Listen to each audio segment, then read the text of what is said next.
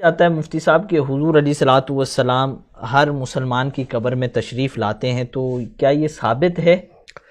دیکھیں، جو حدیث مبارکہ ہے، صحیح حدیثیں ہیں، بہت ساری ہیں، کہ جب بندے کو قبر کے اندر رکھ دیا جاتا ہے تو نبی پاک صلی اللہ علیہ وسلم کے بارے میں بھی سوال کیا جاتا ہے، اور پوچھا یہ جاتا ہے کہ ما کنت تقول فی ھذا الرجل، کہ تم اس ہستی کے بارے میں کیا کہا کرتے تھے۔ تو اب یہ جو ھذا الرجل کے الفاظ ہیں، تو ھذا یہ اس میں اشارہ کہلاتا ہے، عربی گرامر کے مطابق یہ اس میں اشارہ ہے، جس کا مطلب ہوتا ہے کہ اب قریب کی چیز کی طرف اشارہ کر رہے ہیں، کہ یہ اگر دور ہوگا تو اس کے لیے آپ ذالکا بولیں گے، کہ ذالکا وہ،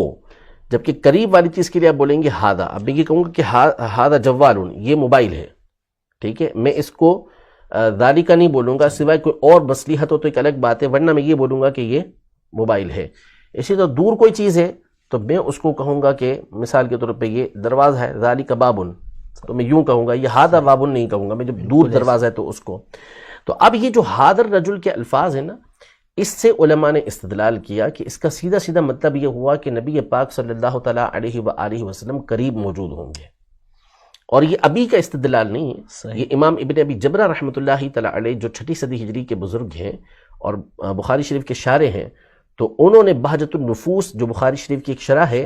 اس میں اس بات کی صراحت کی ہے کہ نبی پاک صلی اللہ علیہ وسلم یہ مومن کی قبر کے اندر تشریف لے کر آتے ہیں، اور یہ کوئی استحالہ نہیں ہے، کوئی اس کے اندر محال بات نہیں ہے، کوئی بعید بات نہیں ہے، دور کی بات نہیں ہے۔ ایسا ہو سکتا ہے جب منکر نکیر ایک وقت میں اتنی ساری قبروں کے اندر جا سکتے ہیں، تو منکر نکیر کے جو آقا ہیں،